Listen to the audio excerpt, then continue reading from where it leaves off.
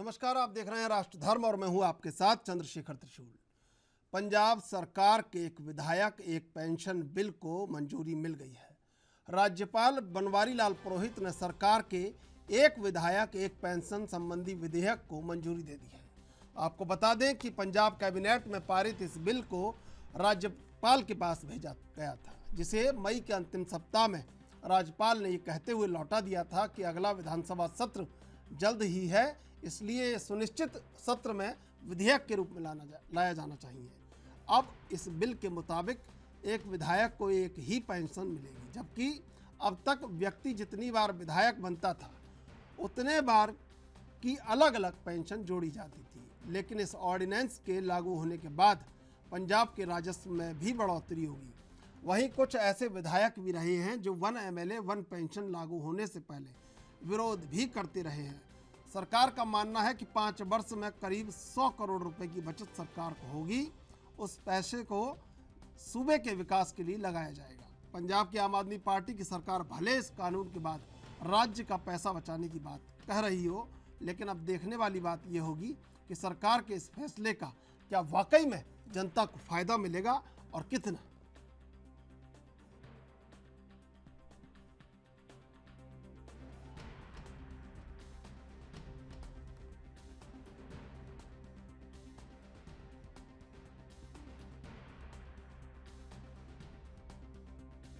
देखिए, आम आदमी पार्टी ने वादा किया था चुनाव से पहले, पंजाब के चुनाव से, कि हम सत्ता में आएंगे तो एक MLA और एक पेंशन का नियम लागू करेंगे।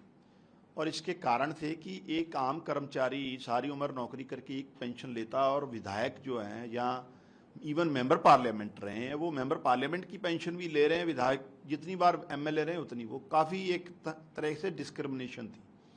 सो आज नोटिफिकेशन कर दिया है, पिछली विधानसभा में ये बिल लेके आए थे मान साहब, कि अब से पंजाब में एक MLA और एक पेंशन ही मिलेगी। देश में स्टेट होगा जिसमें ये नियम लागू हुआ है। मेहनत का टैक्स पेयर्स का पैसा नहीं उजाड़ना चाहिए, नहीं उड़ाना चाहिए। लेकिन भगवंत मान साहब करोड़ों रुपए से विज्ञापना ते खर्च रहे हैं। पंजाब दिल्ली दे दूर बैठे प्रदेशों के अखबारों च वड्डियां एडां, झूठियां एडां, बिना गल दियां एडां छापियां जा रही हैं। और टैक्स पेयर्स की मनी डेवलपमेंट वास्ते है।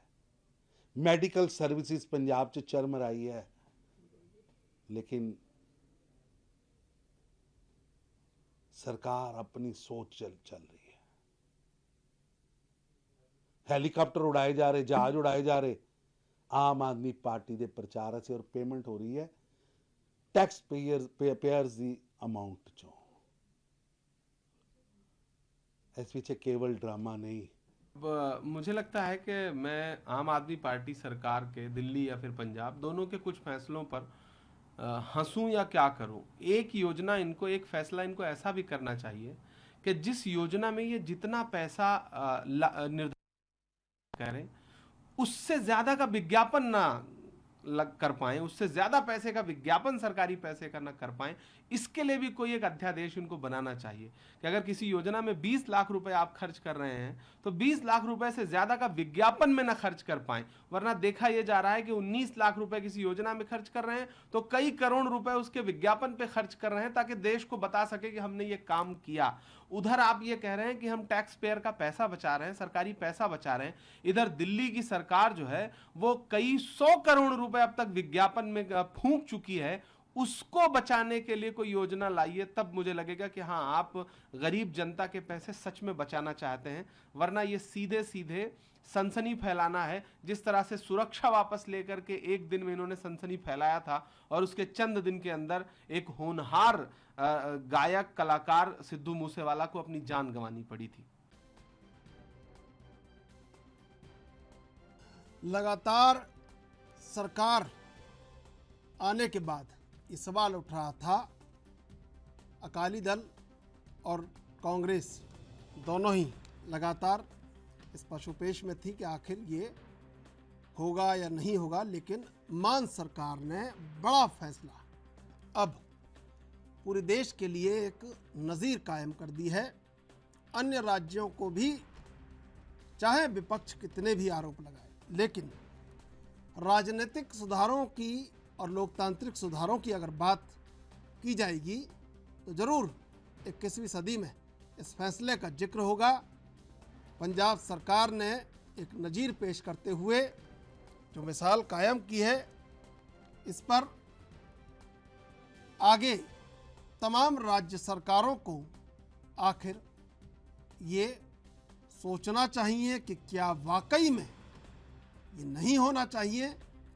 जनता के एक एक पैसे का हिसाब जनता के लिए होना चाहिए और उसमें सबसे बड़ा जो हेरफेर है वो ये कि एक विधायक को 5-5 पेंशन मिल रही हैं। क्या वाकई में यह अन्याय नहीं है? और इस अन्याय को समाप्त करने का काम पंजाब से शुरू हो गया है।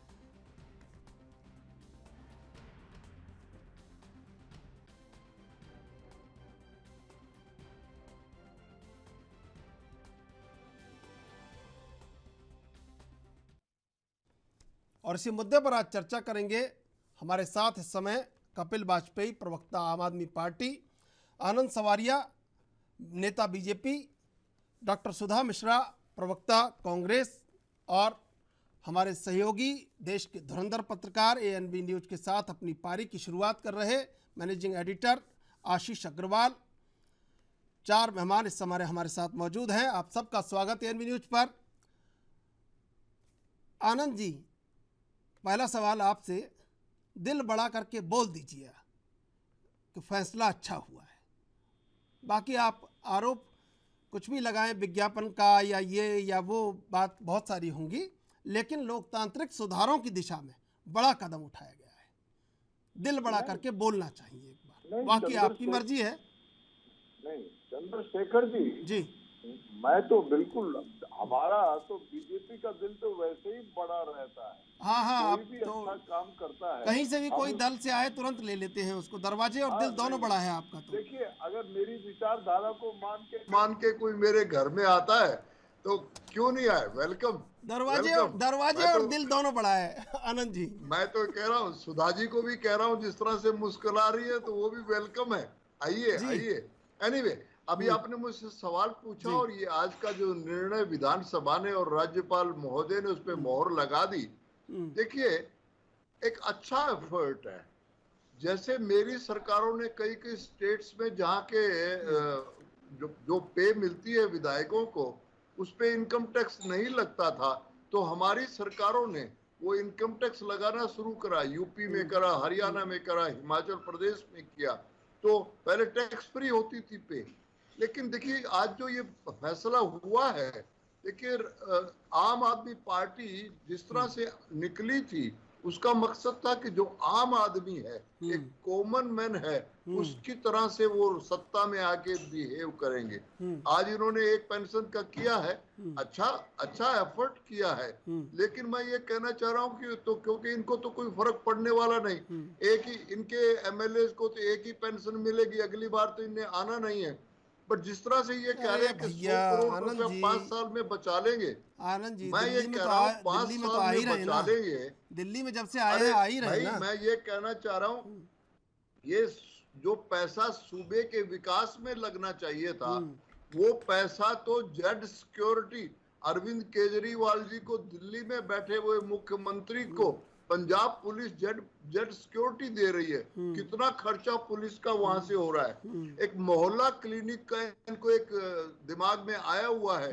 देखिए, मेरे चंडीगढ़ के पास मोहाली है और वहां का हेल्थ सेंटर इतना खूबसूरत है, अच्छी सर्विसेज दे रहा था, लेकिन अब इन्होंने मोहल्ला क्लिनिक का नाम लेके उसके ऊपर लाखों रुपए खर्च कर दिए हैं और लिख दिया मोहल्ला क्लिनिक।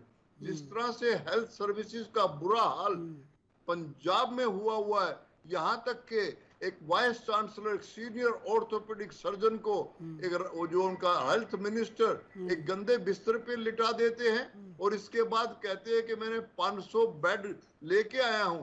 आज डॉक्टर राज बहादुर जी ने कहा है कि वो 500 बेड तो उन्होंने पहले ही खरीद लिए थे। तो ये जो गिमिक्स हैं कि जो आम आदमी पार्टी के जो गिमिक्स हैं वो ये बाज करते रहेंगे। वैसे हेलीकॉप्टर उठा के पंजाब के खर्चे पे गुजरात जा रहे हैं, कहीं कहीं जा रहे हैं। तो ये जनता का पैसा जो 90 करोड़ रुपया ये कह रहे हैं कि 5 साल में बचा लेंगे, लेकिन मैं कह रहा हूं कि जो इनके मंत्री हैं उनके घरों में जिस तरह से वो स्विमिंग पूल बन रहे हैं, जिस तरह से साजो सज्जा बन रही है, तो ये पैसा अच्छा, मैं कह रहा हूँ एफर्ट है और सारे स्टेट्स को इसके बारे में सोचना चाहिए कि एक ही पेंशन मिलनी चाहिए, बिकॉज जो सिस्टम चल रहा था वो काफी आपके लिए इसलिए जरूरी है कि अगर भारतवर्ष की बात करें तो आपके जो राज्य हैं, ज़्यादा सरकारें राज्यों में आपकी है, तो इसलिए अगर कोई विपक्षी भी सही कदम उठा ले तो उसको ये मानना चाहिए कि ये बड़ा बदलाव हुआ है और इसको पूरे राष्ट्रव्यापी करना चाहिए। सुधा मिश्रा जी, मैंने तो कह दिया। सुधा मिश्रा जी, क्या लगता है कि ये जो बदलाव की पैरवी और पहल की गई है वाकई में अच्छी है? तमाम इल्जाम आम आदमी पार्टी के ऊपर लगाए जाएं, लेकिन जो शुरुआत की है वो वाकई में काबिल तारीफ है। बिल्कुल त्रिशूल जी, मैं हमेशा आपके मंच पे ये बोलती हूँ कि चाहे वो कोई भी पार्टी हो, कोई भी फैसला जो लोकतांत्रिक जन सुधारों की बात करता हो और जिससे कहीं ना कहीं हमारे भारतीय राजनीति में कुछ नए दौर को देखने का मौका मिले, उसके लिए हृदय खोल के स्वागत करना चाहिए। और अगर मुझे लगता है कि जिस तरह की राजस्थान की सरकार ने पेंशन बहाली की थी लोगों के लिए, ठीक वैसे ही जो ये आया है, मुझे लगता है कि ऐसी चीजें होनी चाहिए। जो सरकार हमारे सैनिकों को पेंशन नहीं दे पा रही है वो स्वागत नहीं कर पाएगी। अभी हमारे आनंद भाई मेरे मुस्कुराने पे उनको लगा कि मैं उनकी पार्टी में आ जाऊंगी, नहीं अभी मेरा कोई मन नहीं है ऐसा। पहले डिबेट में तो आपका झगड़ा हो गया था, इस बार तो शुरुआत अच्छी झगड़ा नहीं करेंगे, बिल्कुल नहीं, शुरुआत अच्छा झगड़ा नहीं करेंगे। त्रिशूल जी, आप जानते हैं कि मैं कभी भी झगड़ा करती नहीं हूँ आपके साथ। नहीं, इस बार शुरुआत अच्छी की है उन्होंने, इस बार तो नहीं कहा वो सब चीजें। पहले जो गुस्सा था निकल गया। जब आम आदमी पार्टी के खिलाफ आप होते हो ना, आम आदमी पार्टी के खिलाफ होते हो ना, आप दोनों एक हो जाते हो। नहीं, बिल्कुल नहीं। देखिए त्रिशूल जी, मेरा राजनीति में आने का एकमात्र जो उद्देश्य है, मैं आज इसको बोलना चाहूंगी, मैं राजनीति में पैसा कमाने नहीं आई हूँ, शिक्षिका हूँ, जीविका चल जाती है मेरी। मैं राजनीति में उन भारतीयता, भारतीय संस्कृति और भारतीय राजनीति में जो चीजें होनी चाहिए, जो हम उर्दू में छोड़ देते हैं, वो हम कैसे ला सकते हैं, उसके लिए आई हूं। बिल्कुल, मैं कभी भी आपके पास आऊंगा, लेकिन इससे पहले लेंगे एक छोटा सा ब्रेक। ब्रेक के बाद फिर हाजिर होंगे।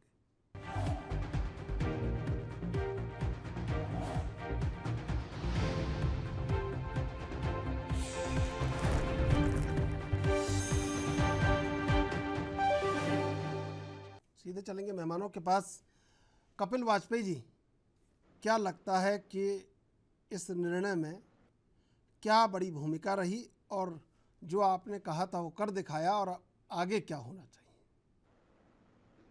पहले तो आजादी के 75वें वर्ष के लिए आप सबको हार्दिक शुभकामनाएं।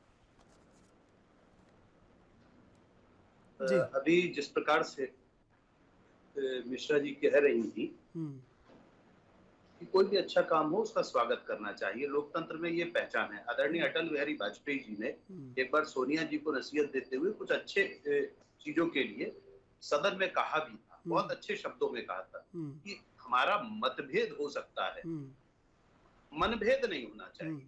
दूसरा, मतभेद भी विषयों पर हो। हम लोकतांत्रिक व्यवस्था में, अभी आनंद जी किसी बात पे कह रहे थे, आपने भी एक हल्की सी चुटकी ली थी कि इनका मन भी बड़ा है और दरवाजे भी बड़े हैं। ये दरवाजे अगर बड़े ज्यादा हैं तो सही दिशा में होना चाहिए। और ये आम आदमी पार्टी ने हर बार, अभी कुछ चीजों के लिए कह रहे थे कि मोहल्ला क्लिनिक, कल भाई 15 अगस्त से लगभग 75 मोहल्ला क्लिनिक पंजाब की जनता को समर्पित होने जा रहा है, उसका भी स्वागत करना चाहिए। ये एक बड़ा विषय है, एक नजीर है, आम आदमी पार्टी ने प्रस्तुत करी है, पूरे देश के लिए प्रस्तुत करी है कि भाई एक पेंशन लीजिए, आदरणीय प्रधानमंत्री जी बहुत बार कह चुके हैं रेवड़ी रेवड़ी रेवड़ी, तो रेवड़ी बांटना पहले घर से बंद कीजिए। एक पहली शुरुआत मान लीजिए आनंद जी की भी पहली शुरुआत आम आदमी पार्टी के द्वारा करी गई, क्योंकि प्रधानमंत्री जी नहीं कर पाए। उन्होंने अलग अलग जगहों पर पूरी भारतीय जनता पार्टी ने घूम के, पंजाब में तो मेरे ख्याल देसी घी फ्री देने वाली रेवड़ी थी ना, पश्चिम बंगाल में गलत बयानी मत कीजिए। मैं आपको बताऊं, पश्चिम बंगाल में बिजली मुफ्त की रेवड़ी थी, उत्तर प्रदेश में लैपटॉप मुफ्त की रेवड़ी थी, और तो और मोदी जी के मित्रों में 11 लाख हजार करोड़ या 11,000 लाख करोड़, बड़ी लंबी चौड़ी रकम है। ये सारी चीजें दी थी। ये पहली शुरुआत करी है आम आदमी पार्टी ने। इस तरह के छोटे छोटे खर्चों को रोकेंगे तो देश की जनता के लिए पूरा रूप से काम कर पाएंगे और अच्छा काम करने का प्रयास करेंगे। दिल्ली में भी करा है, यहाँ पर भी करेंगे। अब ये अपने कामों की नाकामियों को छुपाने के लिए कुछ तो बोलेंगे, बिल्कुल तो बोलना चाहिए, लेकिन हमें अपना काम करना है और काम करके लोगों को दिखाना है। पहली शुरुआत करी है, एक अच्छी पंजाब की सरकार ने शुरुआत करी है। मैं इसका खूब स्वागत करता हूँ, अपनी सरकार का स्वागत करता हूँ। समर्थन में आपके समक्ष इस वक्त स्वतंत्रता की जब हम वर्षगांठ मनाने जा रहे हैं, तब ये एक अच्छी शुरुआत है। और स्वतंत्रता दिवस वाले दिन जब 75 मोहल्ला क्लिनिक भी जनता को समर्पित होंगे, तो निश्चित रूप से दृढ़ता के संग ये पैसे, बचे हुए पैसे जनता के काम आना शुरू होंगे। ठीक है, और होना चाहिए। लोकतंत्र में जनता का पैसा जनता के काम आना चाहिए। इस दिशा में काम करना आम आदमी पार्टी ने पंजाब में शुरू किया है।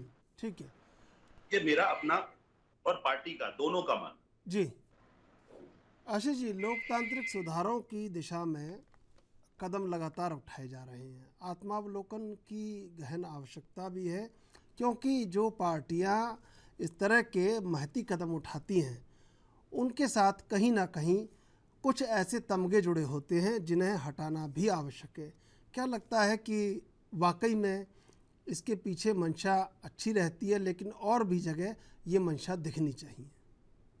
बिल्कुल त्रिशूल जी, देखिए निश्चित रूप से जिस तरीके से आम आदमी पार्टी की पंजाब सरकार ने एक ये बड़ा कदम उठाया है, और इस कदम से ना सिर्फ मैं समझता हूँ कि पंजाब सूबे के अंदर, बल्कि जो तमाम दूसरे राजनीतिक दल हैं उन पर भी एक नैतिक दबाव अब शायद बनेगा कि वो भी इस चीज़ के ऊपर विचार करें कि उनके जो विधायक हैं, पूर्व विधायक, और वो 8-8 पेंशनें ले रहे हैं, 6-6 पेंशनें ले रहे हैं, कि 1 पेंशन 1 MLA का फॉर्मूला वहाँ पर भी लागू किया जाए, चाहे वो कोई भी राज्य के अंदर सरकार में हो।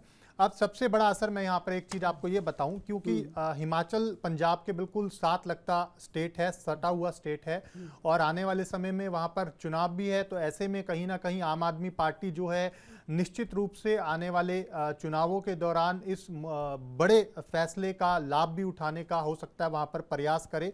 मगर अब इसमें जो देखने वाली बात ये रहेगी कि चाहे बीजेपी हो, चाहे कांग्रेस हो, या दूसरे राजनीतिक दल हों, वो इसको लेकर क्या रूपरेखा अपनी अपनाते हैं। क्योंकि एक आंकड़ों की अगर मैं आपको बात बताऊं, अगर हम अकेले उत्तर प्रदेश की बात कर लें तो करीबन 2000 से ज्यादा पूर्व विधायक हैं जो हर महीने 25,000 रुपए के हिसाब से पेंशन ले रहे हैं।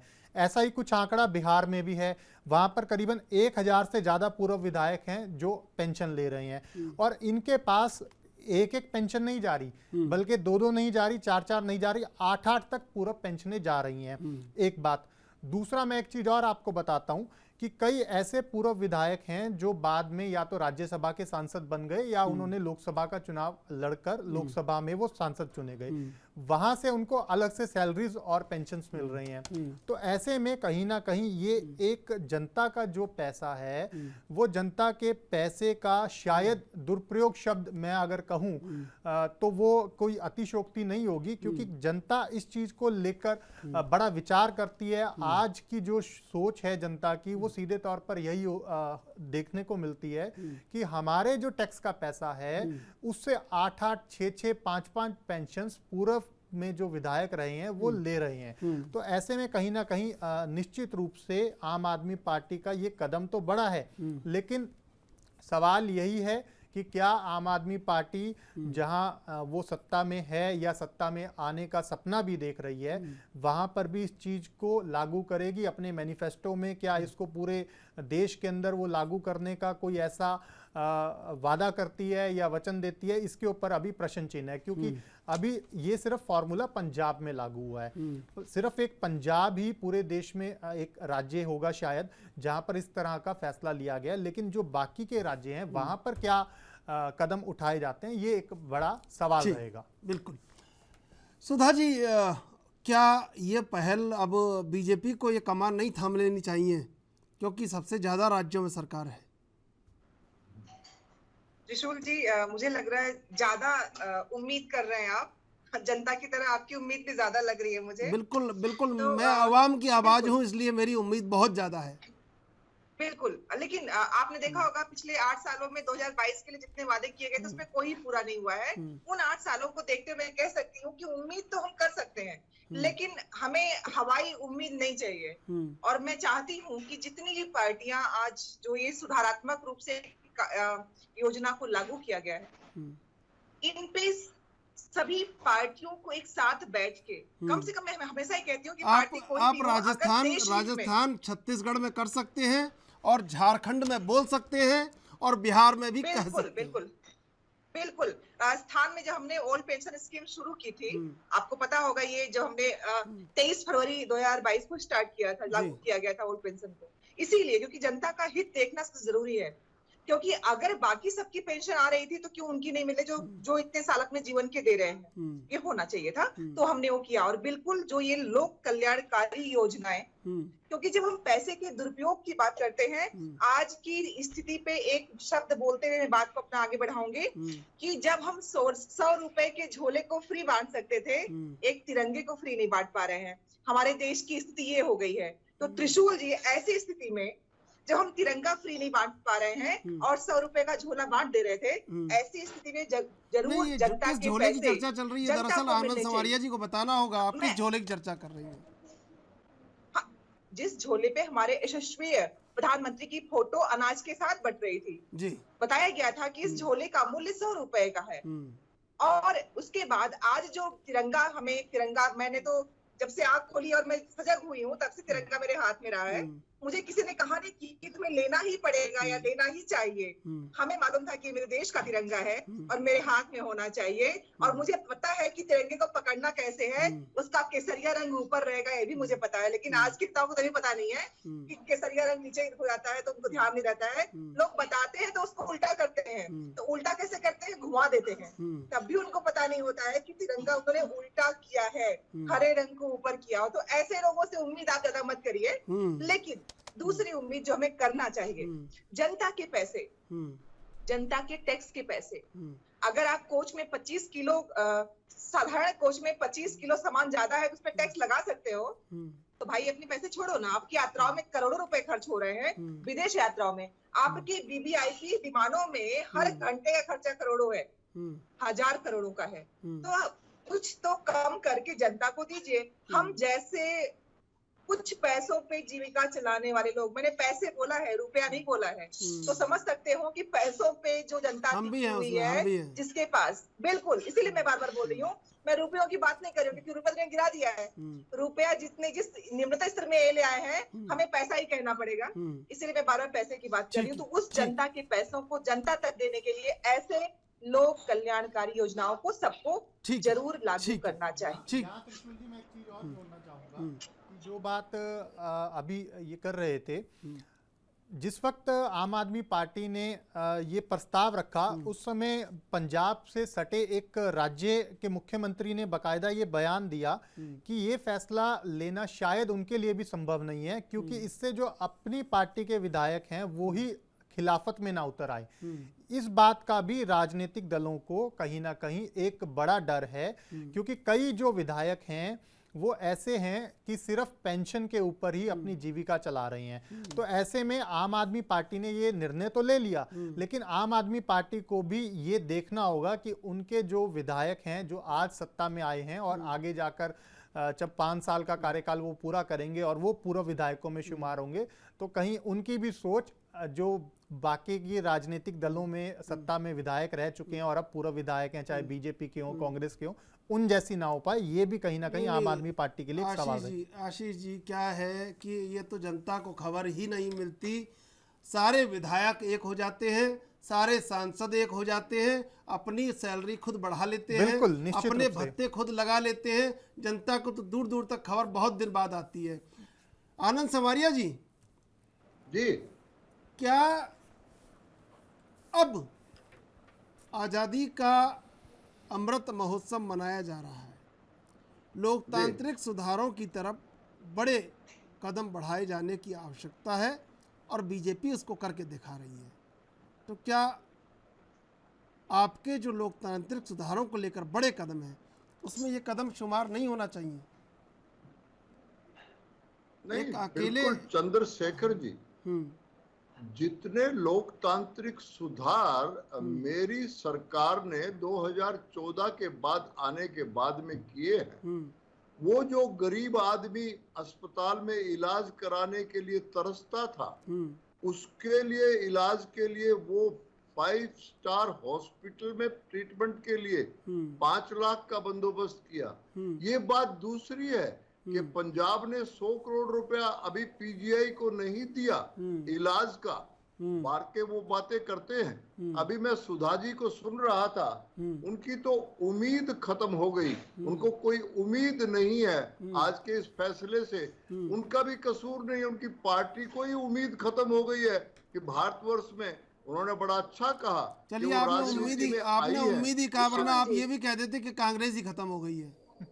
अच्छा है आपने उम्मीद ही कहा। मैं तो चाहता हूँ ये अतिशोक्ति अलंकार है, आपका उम्मीद कहना भी अतिशोक्ति अलंकार है। जिस तरह से लोग बातों को मोड़ते हैं ना मंच पे, मैं तो जनता से आग्रह करूंगी कि आनंद जी ने जो लाइन बोली है और जो मैंने बोली है, कुछ जरूर ध्यान से सुन लीजिए, फिर उसी दिन की तरह हो जाएगा। चलिए, अब सुन लीजिए, सुनाइए। अब सुधा जी ने कहा कि ये राजनीति में आई है, पैसे कमाने नहीं आई है।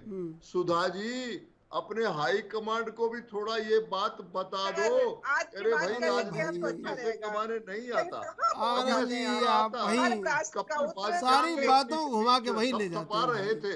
सवाल मेरा आपसे है, कुछ कर दिया है, सवाल मेरा आपसे है, सवाल मेरा भाई आपसे है। आप बहुमत में आप हैं, मुखिया आप हैं, सरकार में आप बैठे हैं, राज्य सरकारें बहुत ज्यादा आपकी हैं, सवाल आपसे है। अब आप कांग्रेस मैं कह रहा हूँ आनंद जी, मैं तो कह रहा हूँ चंद्रशेखर जी, जो भी अच्छा कदम कोई भी उठाता है हम उसकी प्रशंसा करते हैं और उसको लागू करने। मैंने बताया कि इनकम टैक्स किसी भी, कांग्रेस पहले बहुत सालों तक राज्य किया है, जितने भी पे मिलती थी एमएलए को। नहीं, आशीष अग्रवाल जी कह रहे थे ना भाई पता चले कि अंदर ही पार्टी के 4 टुकड़े हो जाएं। नहीं ठीक है, अब तो टुकड़े होने का बात ही है, बहुत छोटा रह गया। तो ये चीजें जो भी कोई पार्टी अच्छा काम करती है, देखिए वाजपेयी जी ने इंदिरा जी को कितनी बड़ी पदवी दी थी। हमारी पार्टी किसी को क्रिटिसिज्म करने के लिए ही क्रिटिसाइज नहीं करती है। आनंद जी, आप बड़े प्रबुद्ध वक्ता हैं, आप बड़े प्रबुद्ध वक्ता हैं। सीना ठोक के कहिए कि जो पंजाब में हुआ है पूरे हिंदुस्तान में होगा और हम करने के लिए तैयार हैं। नहीं, बिल्कुल सही कह रहे हैं। आप सही कह रहे हो, मैं आपकी बात को सही कह रहा हूं कि जो पंजाब ने किया है और उसी तरह की चीजें, उसी तरह के सुधार, लेकिन बाकी जो और 18 करोड़ कार्यकर्ताओं से कहिए कि बधाई दें। 18 करोड़ कार्यकर्ताओं से कहिए कि बधाई दें। मैं बधाई दे चुका हूं आपको, ओपनिंग में बधाई दे चुका हूं। ये अच्छा, जब देखिए बधाई क्या दूं, इन्होंने जब बिजली फ्री की थी तो मैंने बधाई दी थी और बड़ा खुश हो गया था। लेकिन आज जो बिजली जिनके अब आज आ गया, जिसने भी इनकम टैक्स दे रहा है उसकी बिजली खत्म। दिल्ली में पानी की बात कर रहे हैं, बच्चे स्कूल जाने के बगैर पानी की लाइन में खड़े होकर के करते हैं। तो ये जो आम आदमी पार्टी रेवड़ी बांटती है ना, सचमुच में रेवड़ी बांटती है। कह रहे थे कि सब जगह वाईफाई दिल्ली में लगा देंगे, तो ये सब चीजें हैं। मैं बधाई दे रहा हूँ, बट वो बिजली वाला ही हाल जैसे पंजाब में बिजली की वैसा ही होगा। बट मैं कह रहा हूँ कि एक भी यार इनके जो एमएलए बने हैं, एक ही बार बनेंगे, दूसरी बार तो बनने का कोई चांस ही नहीं अरे है। भाई तो दिल्ली में इसलिए भी कोई कह रहे खतरा थे, नहीं। दिल्ली में भी देखिए ना, अभी- बन ही रहे ना। अभी आशीष जी अरविंद कह रहे केजरीवाल थे- ने बिल्कुल दिए के नीचे से आशीष जी कह रहे थे पूरा रोशनी लूट ली है। आप ऐसे कैसे कह रहे हैं? ये तो देखना पड़ेगा। आप कपिल जी देखिए, बड़ी उम्मीदें हैं आपसे बदलाव को लेकर, लेकिन एक बड़ा आरोप भी कई बार आपके ऊपर लग जाता है, विज्ञापन का अक्सर चर्चाओं में रहता है। जब आपसे इतनी उम्मीदें हैं सुधार की और आप उसमें आगे बढ़ते जा रहे हैं, सफल भी हो रहे हैं, तो क्या जरूरत है? लोग तो सब सुन लेंगे, देख लेंगे, जान लेंगे। सर पहले तो आपको मैं बधाई और धन्यवाद देना चाहूंगा सर। आपने एक बात कही कि आम आदमी पार्टी अब अन्य राज्यों में जब जहां पर सत्ता में आएगी, थोड़ी देर पहले कहा था, तो वहां ये मैनिफेस्टो में रहेगा। हाँ, मैनिफेस्टो में रहेगा सर।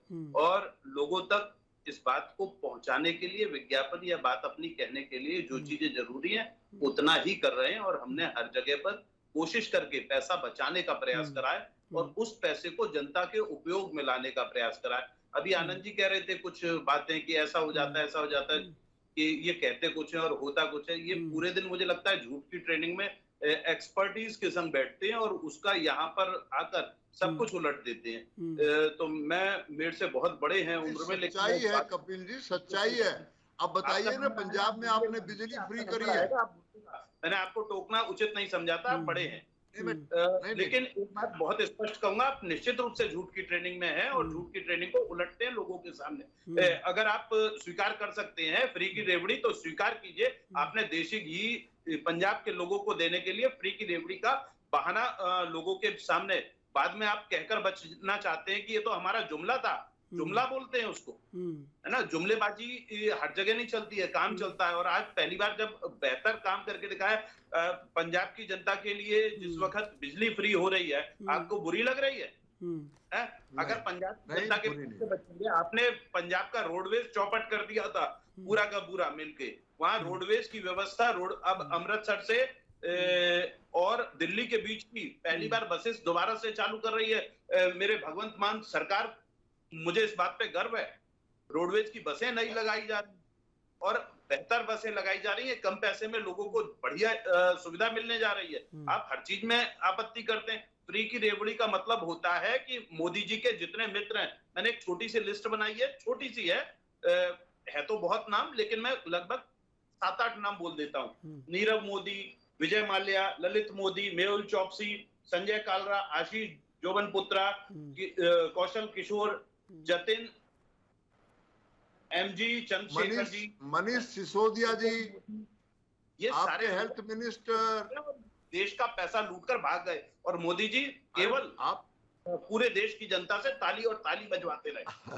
जिस वक्त 2 हेल्थ मिनिस्टर जेल में है और दूसरों के ऊपर आरोप लगाना बंद कीजिए। आपके कारण देश का रुपया इतना ज्यादा गिर गया है। अब अगर पब्लिक मजबूत होगी तो देश मजबूत होगा ही होगा।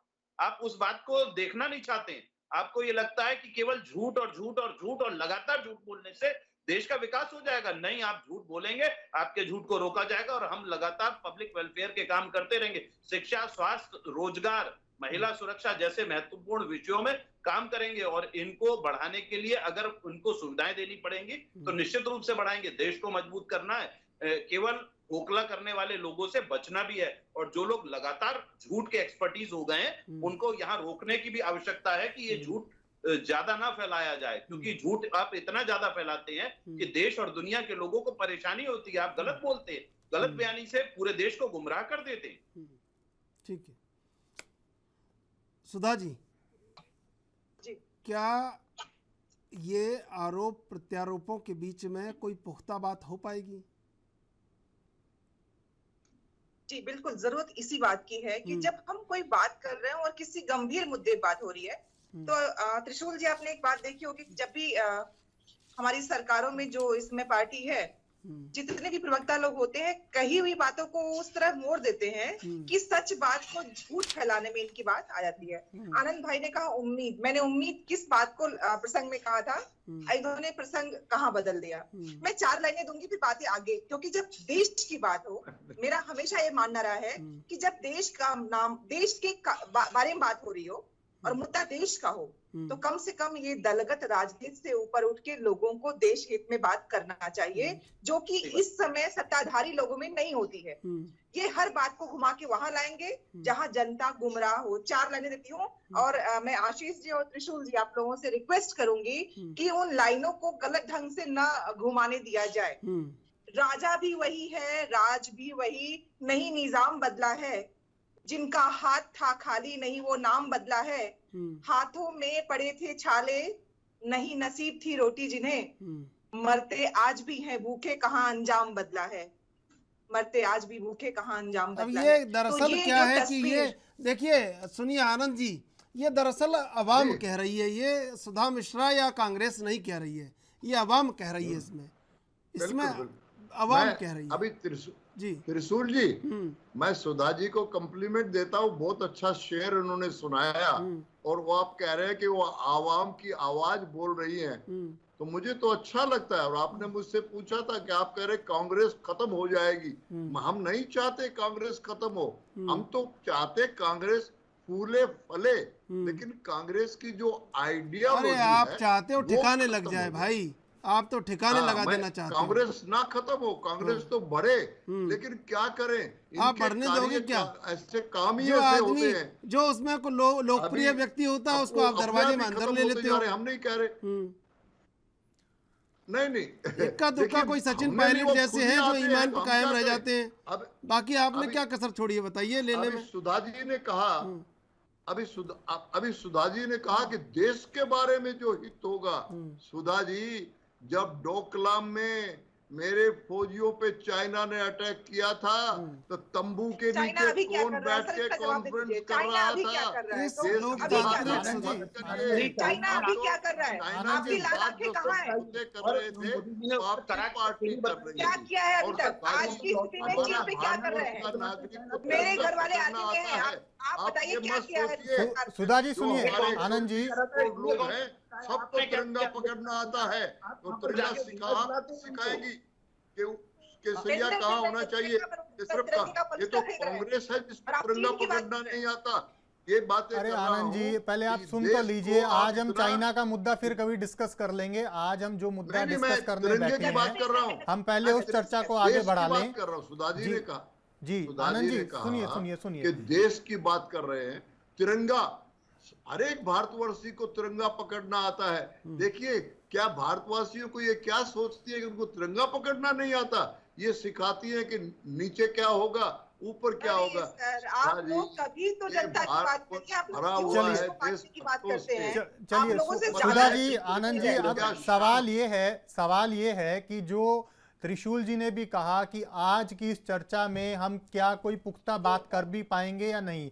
आम आदमी पार्टी ने पंजाब में एक निर्णय लिया, हो सकता है आने वाले समय में वो उस निर्णय का क्रेडिट भी लेने का प्रयास करे, इसमें कोई अतिशयोक्ति नहीं है। लेकिन पुख्ता बात यह है कि बीजेपी की अधिकांश राज्यों में सरकारें हैं और कांग्रेस भी राजस्थान और छत्तीसगढ़ में सीधे सीधे सत्ता में है, और बिहार झारखंड में, जैसा त्रिशूल जी ने भी कहा, कि वहां पर भी इस बात को लेकर कहा जा सकता है। तो क्या आप दोनों से जो सीधा सवाल त्रिशूल जी ने भी किया, मैं भी यही पूछ रहा हूं कि क्या आप दोनों के दल अपने अपने राज्यों में जहां पर आपकी सरकारें हैं या जहां पर आप लोग कह सकते हैं, क्या इस बात को लेकर आप कोई आगे विचार करेंगे? क्योंकि अगर हम सिर्फ पंजाब की बात कर लें, पंजाब के वित्त मंत्री के हवाले से जो बयान आया है कि अगले 5 साल में सीधे 100 करोड़ रुपए सिर्फ पंजाब के अंदर बचेंगे, और अगर इसको हम यूपी से कंपैरिजन करें, बिहार से तुलना करें, तो शायद ये आंकड़ा वहां पर बहुत ज्यादा हो जाएगा। तो कहीं ना कहीं जनता का पैसे का सवाल है, जनता के पैसे का सवाल है। तो इसको लेकर क्या कुछ रणनीति रहेगी आपके दलों की? जी बिल्कुल, मैं बोलना चाहूंगी इस पे आशीष जी। मैंने स्टार्टिंग में कहा था कि बिल्कुल हमने शुरुआत कर दी है। जो राजस्थान में हमने पेंशन स्कीम पुनः लागू की थी जी, तो आप जानते हैं कि कांग्रेस की कभी नीति नहीं रही ढिढोरा पीटने की। हमने कभी विज्ञापनबाजी नहीं की कि विज्ञापनों पे खर्च करते रहो, जनता को बताते रहो हमने किया जो कि आज की 8 सालों में आपने होटलों में खर्च कर लिया ना राजस्थान का पैसा। नहीं, हरियाणा और हिमाचल में भी अभी आपकी पार्टी के विधायक होटल और रिसोर्टों में, आपने होटल और रिसोर्टों में खर्च कर लिया ना। भाजपा कर रही है, होटलों में तो भाजपा खर्च, राजस्थान में तो होटल और रिसोर्ट में कर लिया जी। तो मैं इस जो आज क्रांतिकारी इन्होंने योजना किया है, बिल्कुल उस पे बात करेंगे और उस पे जितना हम आगे बढ़ सकते हैं बढ़ेंगे, क्योंकि इसमें देश का हित है। और मैं चाहती हूँ आनंद भाई इस बात को आज मंच पे बोल दें, इस बात को कि वो इसका हित स्वागत भी करते हैं और वो आपने तो बोल दिया ना। सुधा जी ने तो कह दिया आनंद जी, अब आप भी बता दीजिए। देखिए अभी आशीष जी ने सीधा सवाल पूछा था सुधा जी से कि क्या आपके जो जुम्मा 2 स्टेट बाकी है, क्या वो आम आदमी की पार्टी की स्कीम लगाओगे? आनंद जी आपके तो बहुत स्टेट हैं, देने के आप उन पे बजाय ये नहीं बोल कहा रहे। कि हमने पेंशन लागू कर दी। अरे बहन, पेंशन आप इतने सालों से एमएलए की पे के ऊपर इनकम टैक्स भी अपने आप सरकार देती थी, वो हमारी मैं आशीष जी, आपका जो सवाल है सोचने का विचार है और मेरे भारतवर्ष के बीजेपी पार्टी की एनडीए की सरकार हमेशा गरीबों के साथ खड़ी हुई है और इसके ऊपर गैर मंथन होगा। और आने वाले समय में हम तो ये कह रहे हैं, एक देश आने वाला समय क्या हो सकता है कि लाल किले पर 15 अगस्त को ये भी ऐलान हो जाए, क्या पता ऐलान हो जाए 15 अगस्त को लाल किले पर, हो सकता है। 15 अगस्त देखिए, अभी 15 अगस्त को तो बहुत कुछ होने वाला है। 15 अगस्त को तो जो गरीब लोगों के जिनके पैसे आम आदमी पार्टी ने इलाज के मार दिए थे, उनके इलाज के बारे में बहुत कुछ किया जाएगा।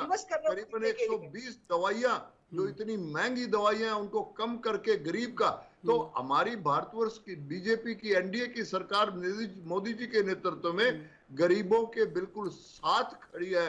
और अभी सुधा जी रुपए की बात कर रही थी, रुपए की बात करूंगी, फर्जीवाड़ा कर देते हैं उत्तर प्रदेश में और आजमगढ़ में प्रयागराज में डॉक्टर और एम्बुलेंस तक नहीं है। कैसी बात करते हैं?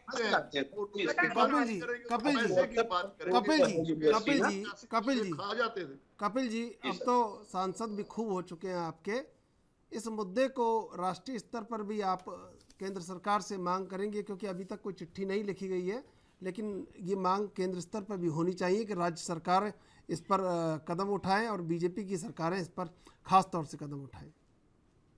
निश्चित रूप से आदरणीय अरविंद केजरीवाल जी हमारे राष्ट्रीय अध्यक्ष हैं और वो इस सारे विषय को राष्ट्रीय स्तर पर भी उठाएंगे और उठाना चाहिए, क्योंकि ये जनता के हित का मामला है। संसद में हो, हमारे माननीय सांसदों की पेंशन के संदर्भ में है, सभी राज्यों के माननीय विधायकों के संदर्भ में है।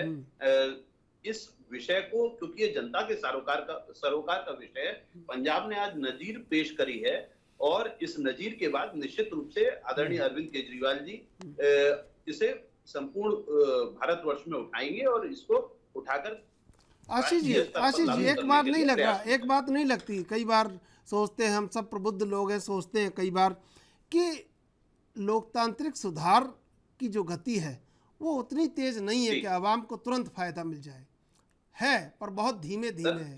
बिल्कुल बिल्कुल। देखिए मैं इस बात को मानता हूं सर, धीरे धीरे है, लेकिन एक बार एक छोटा सा उदाहरण देकर इस बात को समझाने का प्रयास करूंगा। एक बार आदरणीय डॉक्टर भीमराव अंबेडकर साहब से किसी ने पूछा कि आपने सबको वोट का अधिकार दे दिया, इसमें गरीब और अमीर सब बराबर हैं, अनपढ़ और पढ़ा लिखा सब बराबर है। बोले हाँ, निश्चित रूप से बदलाव आएगा। बोले तो कैसे देंगे? ये कुछ लोग लालच देंगे, कुछ लोग ये करेंगे, कुछ लोग वो करेंगे। उन्होंने कहा कि 1 बार 2 बार 3 बार 4 बार ऐसे करके उन्होंने 10 बार कोट किया कि 10 बार तक नहीं समझेंगे, लेकिन 11वीं बार अपने भविष्य के बारे में समझेंगे और निश्चित रूप से देश हित में काम करेंगे और अपना वोट सही जगह पर देना। ये बदलाव का प्रयास वो है, लोकतंत्र है, लोकतंत्र में थोड़ा सा आशीष जी ये जो कह रहे हैं, कपिल वाजपेयी जी भी जो कह रहे हैं, इसी आस में बसपा को भी वोट देते रहे कई लंबे अरसे तक लोग, लेकिन हुआ कुछ नहीं। मेरा सवाल ये है कि क्या वाकई में लोकतांत्रिक सुधारों की जो अपेक्षा आवाम को है, क्या नहीं है कि आज राजनीतिक दलों को इच्छा शक्ति दिखानी चाहिए कि चाहे कोई भी करे, अगर काम सही है तो उसको सब करने चाहिए? त्रिशूल जी, बड़ा अहम विषय है ये, वो इसलिए क्योंकि यहाँ पर सवाल सिर्फ राजनीतिक दलों का नहीं है। राजनीतिक दलों को तो एक कदम आगे आकर ऐसे जो फैसले हैं वो लेने ही होंगे, लेकिन उससे भी ज़्यादा ज़रूरत है नेताओं को खुद आगे आने की। अगर हम बात करें पंजाब की, तो पंजाब में 5 बार के मुख्यमंत्री रहे प्रकाश सिंह बादल ने खुद जो है अपनी पेंशन जो करीब करीब 6 लाख रुपए महीना जाती थी वो छोड़ दी। तो ऐसे ना जाने, ये तो सिर्फ मैं एक उदाहरण दे रहा हूं, ना जाने कितने ऐसे बड़े और छोटे नेता मिलाकर पूर्व विधायक होंगे जो बड़ा एक जिनके ऊपर हर साल करोड़ों अरबों रुपया पेंशन के रूप में खर्च हो रहा है। राजनीतिक दलों से हम जिस तरीके से, चाहे कांग्रेस की हम बात कर रहे थे, चाहे हम बीजेपी की बात कर रहे थे, या दूसरे भी जो राजनीतिक दल हैं, क्षेत्रीय राजनीतिक दल हैं, अपने अपने राज्यों में सत्ता में हैं, वो उनको तो इस चीज के ऊपर फैसला लेने की जरूरत है ही है, या इस पर मंथना करने की जरूरत है। लेकिन साथ ही साथ मैं समझता हूं कि जो ऐसे नेता जो आर्थिक रूप से सक्षम हैं, जिनके दूसरे कारोबार हैं, वो आखिर क्यों नहीं आगे आकर इस तरह से पहल करते और जो 6-6, 8-8 बार, 10-10 बार की पेंशनें ले रहे हैं उसको छोड़ते, ताकि वही पैसा गरीबों के उत्थान में, जरूरतमंदों के लिए काम आ सके। चाहे वो केंद्र की सरकार है, चाहे वो प्रदेश की सरकारें हैं, वो दूसरी विकास योजनाओं पर उस पैसे का प्रयोग कर सके। ये एक बड़ा सवाल यहाँ पर है, जो क्योंकि जिस तरीके से मैंने आपको बताया अपने सवाल में भी और जवाब में भी, कि बहुत सारे ऐसे नेता हैं जो आर्थिक रूप से सक्षम हैं, लेकिन आज भी वो 5-5, 4-4, 6-6 लाख रुपए महीने की पेंशन ले रहे हैं। यहीं से देखिए सुधा जी, मैं आपसे भी सवाल करूंगा, आनंद जी आपसे भी, कपिल जी आपसे भी। बड़ा एक यहाँ से एक मर्मस्पर्शी सवाल ये भी निकल के आया है, जब कहा जाता है ना विधायक सांसदों द्वारा अपनी सब्सिडी छोड़ दीजिए, अपने सिलेंडर की सब्सिडी छोड़ दीजिए, अपनी ये सब्सिडी छोड़ दीजिए। आम आदमी बेचारा, गरीब आदमी, मध्यम वर्गीय आदमी सोचता है भाई हम क्या क्या छोड़ दें, जीना ही छोड़ दें क्या? फिर भी वो भावना में बह के, राष्ट्रवाद की भावना में आके, चाहे अपने एक आत्मसम्मान की भावना में आके तमाम सब्सिडियों को छोड़ देता है। क्या नेताओं को आके आज नहीं कहना चाहिए कि आज 15 अगस्त अमृत महोत्सव का मौका है और मैं भाजपा का विधायक, मैं भाजपा का सांसद, मैं कांग्रेस का सांसद, मैं आम आदमी पार्टी का सांसद, मैं सक्षम हूं और मैं आज से एक ही पेंशन लूंगा या मैं पेंशन त्यागता हूं। सचिन तेंदुलकर ने भी नहीं ली पेंशन, प्रधानमंत्री भी नहीं लेते, वो अपनी तनख्वाह दे देते हैं। तो क्या नहीं लगता कि आज सबको ये प्रण करना चाहिए और उन सक्षम राजनेताओं को करना चाहिए? ये वक्त है। सुधा जी। जी, इस प्रश्न के उत्तर में त्रिशूल जी सारे प्रश्न के उत्तर आपके पास हैं कि जब से देश स्वतंत्र हुआ है, जो नेता लोग थे, मैं पार्टी का नाम नहीं लूंगी, उन्होंने देश हित में बहुत बार व्यक्तिगत अपनी चीजों को छोड़ा है। ये आप भी जानते हैं, मैं भी जानती हूँ।